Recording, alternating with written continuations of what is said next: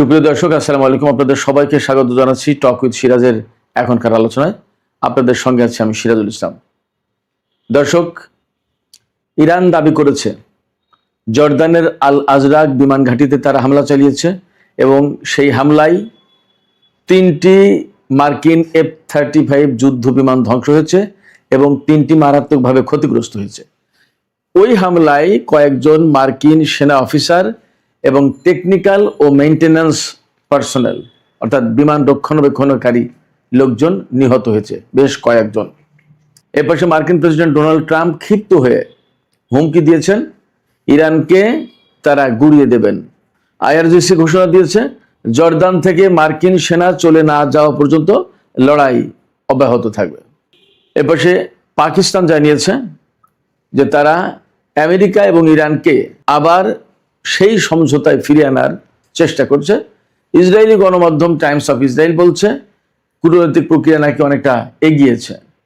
তবে এর সাথে নতুন করে যুক্ত হয়েছে আরেকটি খবর, সেটি হচ্ছে ইরানের পক্ষে গুপ্তচর বৃত্তি বা গোয়েন্দা বৃত্তি করার জন্য ইসরায়েলের আরও একজন নাগরিককে আটক করা হয়েছে। এই নিয়ে গত কয়েক মাসের ভেতরে বেশ কয়েকজন ইসরায়েলি নাগরিককে ইরানের পক্ষে গোয়েন্দা বৃত্তির জন্য আটক করা হলো। সুপ্রিয় দর্শক, এখনকার আলোচনায় এই বিষয়গুলো নিয়ে বিস্তারিত আলোচনা হবে। আশা করি আলোচনা ভালো লাগবে। আর যদি ভালো লাগে তাহলে শেষ পর্যন্ত সঙ্গে থাকবেন, লাইক কমেন্ট শেয়ার করবেন এবং চ্যানেলটি সাবস্ক্রাইব করে সাথেই থাকবেন। চলুন দর্শক, আমরা বিস্তারিত আলোচনা করি। দর্শক, আপনারা সবাই জানেন গত রাতে মার্কিন বাহিনী ইরানের বিশেষ করে কেশম দ্বীপে একটা বড় রকমের হামলা চালিয়েছে, যে হামলায় ভবন ধসে বিধ্বস্ত হয়ে চাপা পড়েছে মা বাবা এবং তাদের ছোট্ট একটি কন্যা সন্তান। এরপর ইরান জর্দান এবং কুয়েতে হামলা চালিয়েছে। ইরানের আইআরজিসি দাবি করছে যে তারা ভয়াবহ রকমের হামলা চালিয়েছে, যে হামলায় জর্দানের আল আজরাক বিমান ঘাঁটিতে 3টি মার্কিন F-35 যুদ্ধ বিমান ধ্বংস হয়েছে এবং 3টি মারাত্মকভাবে ক্ষতিগ্রস্ত হয়েছে। আর বেশ কয়েকজন সেনা অফিসার নিহত হয়েছে। শুধু সেনা অফিসার নিহত হয়নি, কয়েকজন বিমান রক্ষণাবেক্ষণকারী টেকনিক্যাল অ্যান্ড মেইনটেন্যান্স পার্সোনেল তারাও নিহত হয়েছে।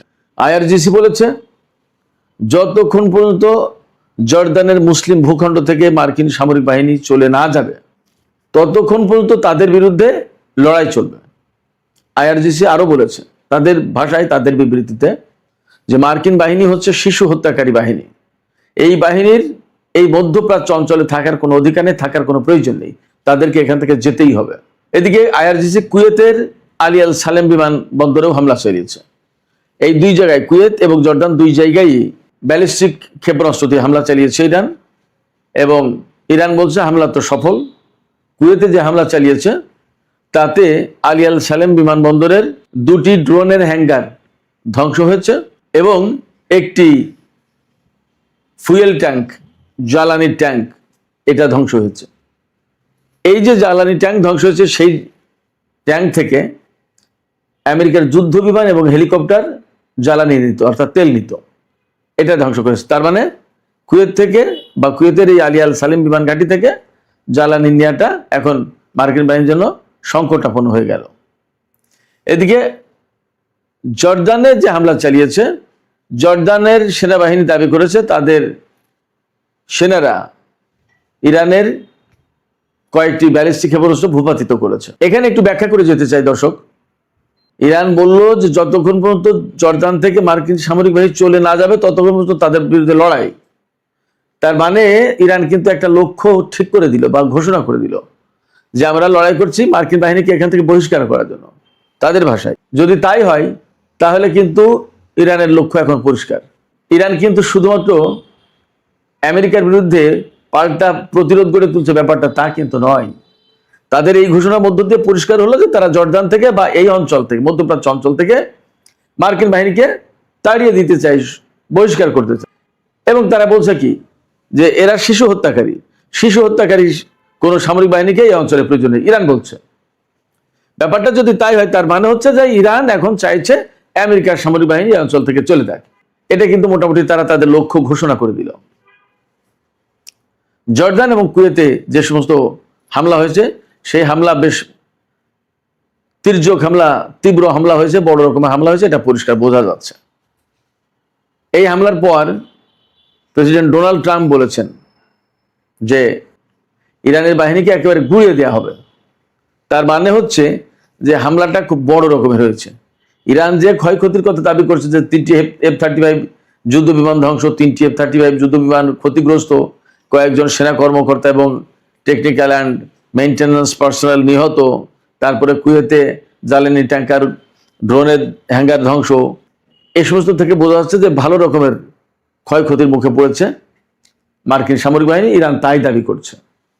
এর প্রেক্ষাপটে কিন্তু ডোনাল্ড ট্রাম্প ইরানকে একদম গুঁড়িয়ে দেয়ার, একদম 12টা, ইংলিশ অশালীন শব্দ ব্যবহার করেছে, সেটা বলা যাবে না, একেবারে 12টা বাজিয়ে দেওয়ার ব্যবস্থা করবেন তিনি, এইরকম হুমকি দিয়েছেন। তাতে বোঝা যাচ্ছে যে ইরান তাদের হামলা মোটেই হালকা করেনি, বরং জোরদার করেছে এবং তারা একটা লক্ষ্য নিয়ে এখন কাজ করছে, সেটা হচ্ছে মধ্যপ্রাচ্য অঞ্চল থেকে মার্কিন সেনাদেরকে সরিয়ে দেওয়া। ডোনাল্ড ট্রাম্প যদিও এরকম বারবার ইরানকে গুঁড়িয়ে দেওয়ার বা মুছে দেওয়ার বা একদম শেষ করে দেওয়ার হুমকি দিচ্ছেন, কিন্তু তিনি বাস্তবে এই পর্যন্ত এইরকম বড় কোনো হুমকি বাস্তবায়ন করতে পারেননি। এটা আমরা মোটামুটি কম বেশি দেখছি। এ নিয়ে খোদ মার্কিন গণমাধ্যম থেকে শুরু করে পশ্চিমা বিভিন্ন গণমাধ্যমে আলাপ আছে। তাহলে কি হবে বা কেন পারছে না? এই জায়গায় পশ্চিমা গণমাধ্যমগুলো আরো পরিষ্কার করে বলছেন যে ডোনাল্ড ট্রাম্পের আসলে যুদ্ধের কোনো লক্ষ্য এবং সুনির্দিষ্ট কোনো নীতি বা একটা পরিকাঠামো, একটা গাইডলাইন, এর কোনো কিছু নেই। তিনি যে কেন যুদ্ধ করছেন, কিভাবে করছেন, কেন কোথায় গিয়ে থামবেন, তার লক্ষ্যটা কি কি হলে তিনি যুদ্ধ বন্ধ করেন, কোনো কিছু পরিষ্কার নেই। একবার বলেছেন সরকার পরিবর্তন, একবার বলেছেন পরমাণু কর্মসূচি ধ্বংস করা, একবার বলছেন হরমুজ প্রণালী ওপেন করা, ইত্যাদি ইত্যাদি। এখন কোন লক্ষ্য নিয়ে যুদ্ধ করছে তার পরিষ্কার না। সেই কারণে ডোনাল্ড ট্রাম্পের এই যে হুমকি, যে তিনি ইরানি বাহিনীকে বা ইরানকে একদম গুঁড়িয়ে দেবেন বললেন, যেটা, এই হুমকিটা বাস্তবায়ন করতে পারবেন কিনা তিনি, সেটা বেশ একটা প্রশ্নের ব্যাপার। সেটা নিয়ে মানুষের ভিতরে এক রকমের হালকা কৌতূহল আছে। তার এই কথাবার্তা অনেকটা মানুষের কাছে খেলেও হয়ে গেছে। এদিকে ইরান এবং আমেরিকার মধ্যে যখন এরকম বড় ধরনের সংঘাত চলছে, কয়েকদিন যুদ্ধবিরতির পরে কিন্তু এই সংঘাত, তাতে ইরান কেন আবার ফিরে আসলো, এটা কিন্তু খুবই গুরুত্বপূর্ণ আলোচনার বিষয়বস্তু হয়ে দাঁড়িয়েছে সারা বিশ্বে। প্রশ্ন একটাই, যে যুদ্ধবিরতি হলো, ইরানও যুদ্ধ থামিয়ে দিল, তারপরে হঠাৎ করে কেন তারা আবার মার্কিন ঘাঁটিতে হামলা চালালো? আমি এ নিয়ে যদিও একটু ব্যাখ্যা দিয়েছিলাম গত পরশুদিন সম্ভবত, তারপরেও আমি আজকে একটু ছোট্ট করে বলি যে বেশিরভাগ বিশ্লেষক এভাবেই মনে করছেন যে ইরান আসলে মার্কিন সামরিক বাহিনীর অবস্থা, তাদের শক্তি সামর্থ্য কেমন আছে এখন, সেটা বোঝার এবং দেখার চেষ্টা করছে, এবং সম্ভবত ইসরায়েলের বিরুদ্ধে পরবর্তীতে অভিযান শুরু করতে পারে ইরান। কারণ আমরা দেখছি মধ্যপ্রাচ্যের অর্থাৎ উপসাগরীয় অঞ্চলের দেশগুলোর ঘাঁটি প্রায় তছনছ করে দিয়েছে, বিভিন্ন গণমাধ্যম থেকে আমরা যে সমস্ত খবর পাচ্ছি। তাই যদি হয়, এরপরে কিন্তু একদম শেষ পর্যায়ে ইসরায়েলের আগে আর এখন বাকি জর্দান, জর্দানেও কিন্তু প্রচুর ক্ষয়ক্ষতি করেছে। তো ব্যাপারটা যদি তাই হয়, তাহলে এই উপসাগরীয় অঞ্চল থেকে ক্লোজ করতে করতে করতে জর্দানি নিজে ঠেকিয়েছে। জর্দান থেকে ক্লিয়ার করার পরে তখন কিন্তু মেবি সম্ভবত ইসরায়েল ইরানের টার্গেটে পরিণত হয়ে যেতে পারে। যদি তাই হয়, তাহলে ধরে নিতে হবে যেটা চূড়ান্ত যুদ্ধের বা চূড়ান্ত লড়াইয়ের সূচনা শুরু। জানি না আসলে কি হচ্ছে। সুপ্রিয় দর্শক, ইরান এবং আমেরিকার মধ্যে যখন এরকম গুরুগম্ভীর মানে মারাত্মক যুদ্ধ চলছে, তখন পাকিস্তান বলছে, পাকিস্তানের পররাষ্ট্র মন্ত্রণালয় 30 জুলাই বৃহস্পতিবার জানিয়েছে যে ইরান এবং আমেরিকাকে ইসলামাবাদ সমঝোতা স্মারক যেটা সই হয়েছিল, সেই স্মারকের সেই লিখিত সমঝোতায় ফিরে আনার একটা চেষ্টা চলছে। যদি তাই হয়, যদি ফিরে আনার চেষ্টা সফল হয়, তাহলে যুদ্ধবিরতি হবে, আবার আলোচনা শুরু হবে। আর যদি এটা সফল না হয়, তাহলে যুদ্ধ আরো ভয়ঙ্কর রকমের অবস্থা ধারণ করবে, ভয়ঙ্কর রূপ ধারণ করবে, মোটামুটি এটা বলা যাচ্ছে। এর মধ্যে ইসরায়েলের এক গোয়েন্দাকে আটক করেছে, মানে ইসরায়েলি নাগরিক ইরানের পক্ষে গোয়েন্দা বৃত্তি করছিল, সেই অভিযোগে ইসরায়েল আটক করেছে। তার বিরুদ্ধে এরই মধ্যে অভিযোগপত্র দায়ের করা হয়েছে। সেই অভিযোগে বলা হয়েছে যে আমির হিসাম মোহাম্মদ টিটি, এই ব্যক্তি ইসরায়েলের প্রেসিডেন্ট আইজাক হারজগ এবং অর্থমন্ত্রী বেজালেল স্মোটরিচ তাদের দুইজনের উপরে গুপ্তচরবৃত্তি করেছে। এই দুইজন উত্তরাঞ্চলের একটা হাসপাতাল পরিদর্শনের সময় তাদের ছবি তুলেছে এবং সেগুলো নাকি 34 বছর বয়সী এই আমির হিসামের ইরানি হ্যান্ডলারের কাছে পাঠিয়েছে। এবং নর্মালি এই ধরনের কর্মকাণ্ডের বিপরীতে তারা টাকা পেয়ে থাকে, অর্থ ডলার পেয়ে থাকে। এই রকম অভিযোগ কিন্তু এইটা প্রথম না।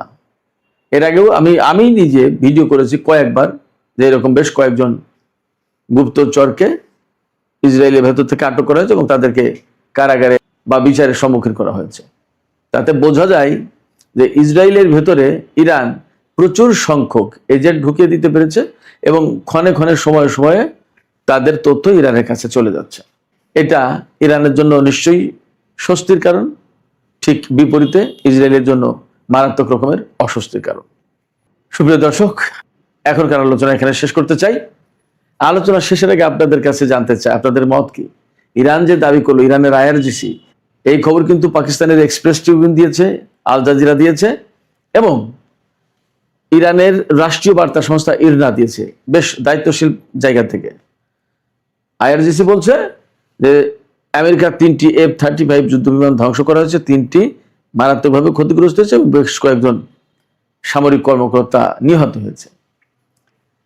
আপনারা কি মনে করছেন, এই খবরের সত্যতা কেমন বলে আপনাদের কাছে মনে হয়? 1, 2 হচ্ছে আপনারা কি মনে করছেন যে ইরান আসলে চূড়ান্ত লক্ষ্য নিয়েই এই সাম্প্রতিক যুদ্ধ, অর্থাৎ 29 জুলাই থেকে যে যুদ্ধ শুরু করেছে, এই যুদ্ধটা শুরু হলো চূড়ান্ত লড়াইয়ের লক্ষ্যে?